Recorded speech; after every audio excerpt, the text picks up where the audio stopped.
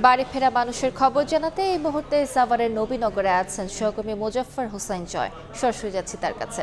জয়, বিস্তারিত জানাবেন। আমি বর্তমানে অবস্থান করছি সাভারের নবীনগর চন্দ্রা মহাসড়ক এবং ঢাকার যে মহাসড়কের যে তিন মোড় রয়েছে সেখানে। মূলত জানেন যে নির্বাচনের আমেজকে কেন্দ্র করে কিন্তু ইতিমধ্যে সরকারি ছুটি ঘোষণা করা হয়েছে।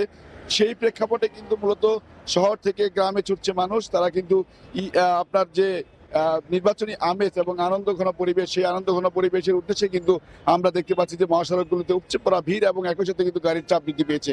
সকাল থেকে গাড়ির চাপ বৃদ্ধি পাওয়ার সাথে সাথে কিন্তু আমরা দেখেছি ব্যাপক পরিমাণ মানুষ কিন্তু গ্রামের উদ্দেশ্যে যাত্রা শুরু করছে। সেই সুযোগে কিন্তু মূলত পরিবহনগুলোতে ভাড়া বৃদ্ধি পেয়েছে বলে আমাদের কাছে অভিযোগ করেছে যারা মূলত গ্রামে যাচ্ছেন তারা।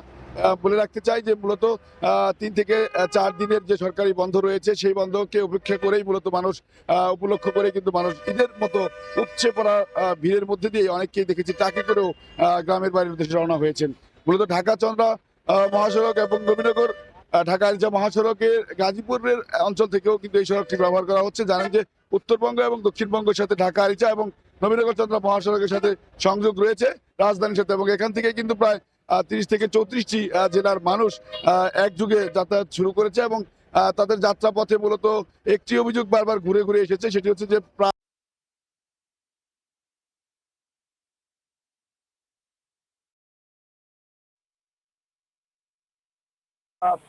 গ্রামের বাড়ির উদ্দেশ্যে যাত্রা শুরু করেছেন এবং তারা যাচ্ছেন। মূলত ভাড়া বৃদ্ধির অভিযোগের সাথে সাথে কিন্তু আমাদেরকে ট্রাফিক পুলিশ জানিয়েছে, পর্যাপ্ত ট্রাফিক পুলিশ মোতায়েন করা হয়েছে এবং যাতে করে নির্বিঘ্নে মানুষ বা বাড়িতে ফিরতে পারে, এবং যারা হাজারে মানুষের কাফেলা কিন্তু পরিবার পরিজনদের নিয়ে গ্রামের পরে ছুটে চলে। এই ছিল গ্রামের উদ্দেশ্যে ফেরা মানুষের সর্বশেষ তথ্য।